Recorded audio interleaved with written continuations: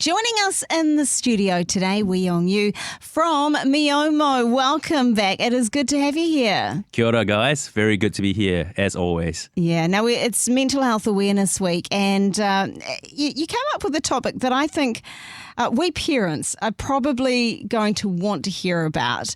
Sometimes we don't want to think we're in this position, but actually sometimes we've got to take our own mental health seriously when it comes to this whole parenting job. Yeah, completely.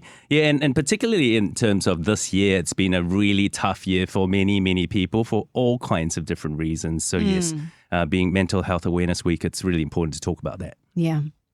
Well, what about from a parental perspective?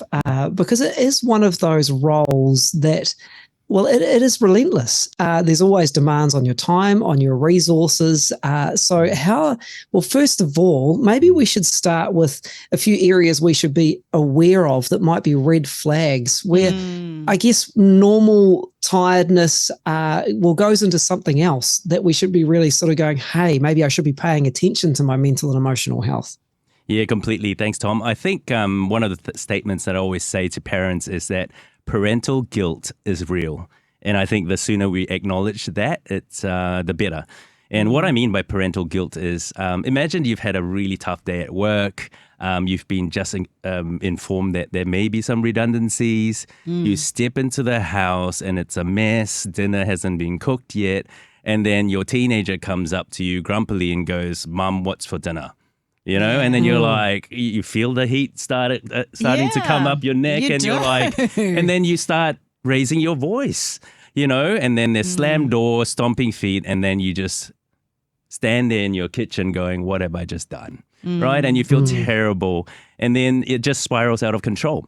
You know, and then you start the next day feeling terrible about that. And so I think the first thing to do is to acknowledge that, and that actually parenting is very, very difficult. And you've got your own lives, you've got your own challenges as it is. So I think acknowledging it is number one.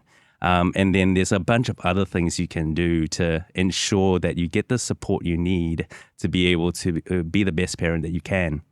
So we'll get to that. Yeah. Well, I do want to jump in there, Wee-Yeong, because you just said something, and I mean, what you described will resonate with so many parents right now. But I guess it just highlights the risk of parenting out of deficit. What I mean is that, you know, you've invested so much of your emotional energy. So, how do we actually avoid finding ourselves in that place that we actually have enough in the tank that we can invest in our family? Yeah, completely. I think there are some high-level principles and there are some practical tips. I would say the first high-level principle is don't do it alone.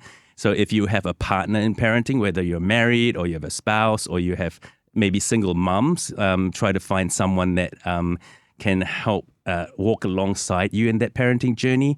And with that person, your spouse or your partner in parenting, ask them to catch you doing something right.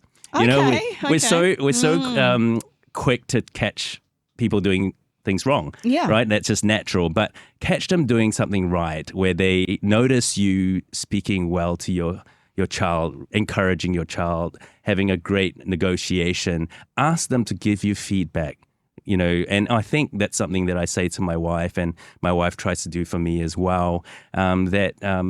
There's so much negativity in the world. So if we can intentionally catch each other doing something right in our parenting, that's a great start. And then another quick practical thing is if you work outside, a lot of people work from home, but if you say go to work and you come back from work, one of the things that one of my mentors used to say to me is park up your car like a block away, take some deep breaths and tell yourself, I'm coming home. And literally imagine yourself taking the work hat off and putting on the parent and the spouse hat before you drive into the house. Because as soon as that door opens, it's chaos, right? And you can't really prevent that, right? It's so relatable. It happens to me too. You know, I'm supposed to be that parenting expert, but I mess up all the time. So I have to take that pause and then walk in going, I'm here, I'm present, I've got my parent hat on, and let's go. Okay, so what if something triggers you? You mentioned this before, you arrive home, it's been a busy day, and it's a mess, and there's no food, and you're like, well, actually, you had the time and capacity to do this. Couldn't you have helped me out as a family? Are there things to do to prevent that even happening? Now, I know sometimes your kids are just not going to do it, but can we preempt them so that they actually know that this is, that this is happening, dinner time's happening, and maybe they should help? Yeah. One of the things I always say is life is all about expectations. Yeah. And so the only reason why we get upset or disappointed is because we expect something. And so... this is true. Yeah. Yeah. And for example, my wife went away with her sisters for 12 days for a nice holiday recently. And while they were away, I had a conversation with my kids and said, hey, look, mum's away. There's only me as a parent here, so I need your help. So I'm not preparing your lunch or breakfast. You're doing that yourself. And at dinner time, we're going to do a schedule, and each of you, I need your help. So that's not an option, whether you help me or not. The option is which day. Okay. And you get to pick what dishes we're going to cook. And it actually went off without a hitch. Actually, sounds good. It was hard work having to cook and prepare and all that and clean up. But I think it's really setting clear expectations. And obviously, there are times where they just don't end up doing what you want them to do. But have that conversation to start with.